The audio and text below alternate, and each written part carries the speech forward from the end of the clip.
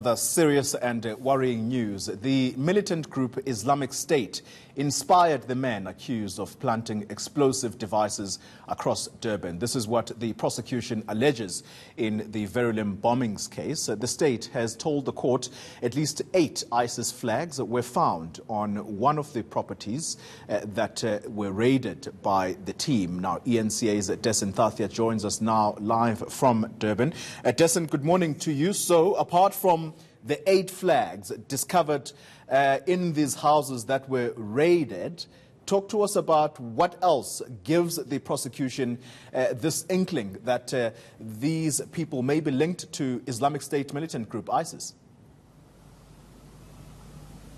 Like you said, Kholi, very serious allegations coming out in court, and that happened yesterday when the state submitted its affidavit in the bail application of those 11 accused. Now, there are 12 accused in total. One of those men was granted 100,000 rand bail last week, and it's now the 11 that are applying for bail. So that's one of the things that the state outlined in its affidavit, talking about that property where these ISIS elements were allegedly found. That property, in fact, is behind me on this road in Reservoir Hills.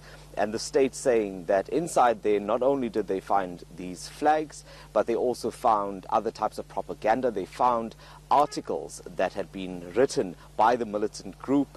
They also found a manual of sorts which showed how to create a bomb and how to actually construct this device.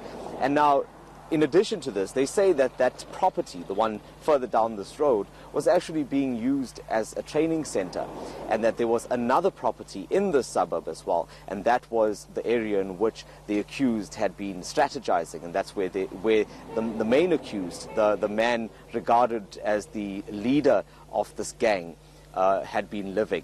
And it was where they also found his counterparts as well. So the state's saying that there was a ringleader, there was this group that he had gathered, and this was where the training was allegedly happening, not far from his home. Well, surely there's going to be lots more to come from the prosecution to back up their case. But Dasen, this is hardly surprising news, given that our former intelligence minister said that we're not immune to at least the terrorist cells in the country. You've had Samantha Luthwaite, remember her? She was found to have been in this country at some point. And then you now also have the Tulsi twins, who have been going through a court case recently. How are authorities responding to this, or are they not talking at the moment? Kholi, you're right. You touched on a very important point. It seems like, in just covering this particular case, you know, we were covering it from the Verulam mosque attack, and then obviously followed the case as we saw those incendiary devices being planted at the various Woolworths stores as well. And during that time, you'll remember that the Hawks were staying away from using that T word.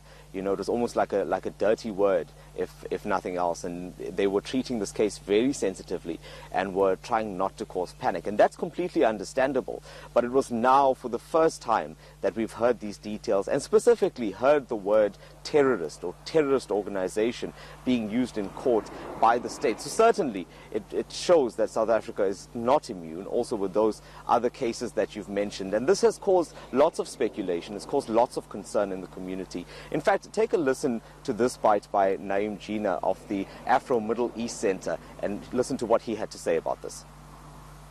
If it's true, I would think it is surprising, because we know that there's been recruitment, but it's been very clear that South Africa is not a target. So if it's true that these are ISIS people, that they regard this as an ISIS operation, even though ISIS hasn't claimed responsibility for any of this, then I think it would be surprising but also concerning, and we need to reevaluate how we deal with this. All right, so Dasen, these men have been going through this court case. Do we know whether the court proceedings are going to get underway today, or is the case postponed for the time being? Well, let me just quickly bring you up to speed, Kholi. We have seen a few court appearances now with these accused. You'll also remember that initially there were 19, and the charges against 7 of them were provisionally withdrawn. There was that bail application last week where a businessman was granted 100,000 rand bail, and currently it's the bail application of those 11 accused that remain. They're not in court today. They will be back in court tomorrow, and at that point their defense will have an opportunity to submit replying affidavits. And, you know, I think I must just paint a picture, because we haven't been allowed to broadcast any images from inside the court. And that was one of the orders that were given very early on in the case. In fact, initially we were not even allowed into the court altogether. And if you just take a look at the group that's there, you know, it's a mixture of South Africans as well as foreign nationals. Some of them, the state claim, are here illegally.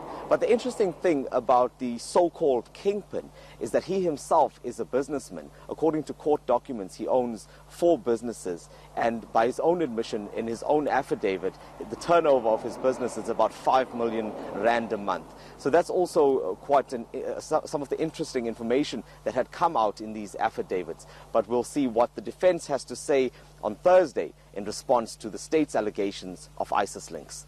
Well, just before I let you go, Dasen, you're making, or you're alluding to some of these men possibly being foreign nationals. Do we know what nationalities they are? Well, Koli, some of them are from Tanzania, others are from Burundi, and as far as I understand it, there was also one of the accused from the DRC. So really a mixed group of people that have allegedly come together to commit these crimes. Also, the attacks, as we've been following them, seem to have started at the Verulam mosque. That was where one of the members of that mosque was stabbed, and then later an incendiary device found there. But the court papers now also say that these attacks actually started well before that, when this group was allegedly trying to extort money from a local car sales business, which is not far from the CBD. So lots of these details that police had not given to us at the time are now coming out in court, and one can only imagine that as the case progresses and gets to a trial stage, more of these details will be revealed too. Very worrying case indeed. Thank you very much, my colleague Dasen Thathiah, coming to us live from Durban following that case.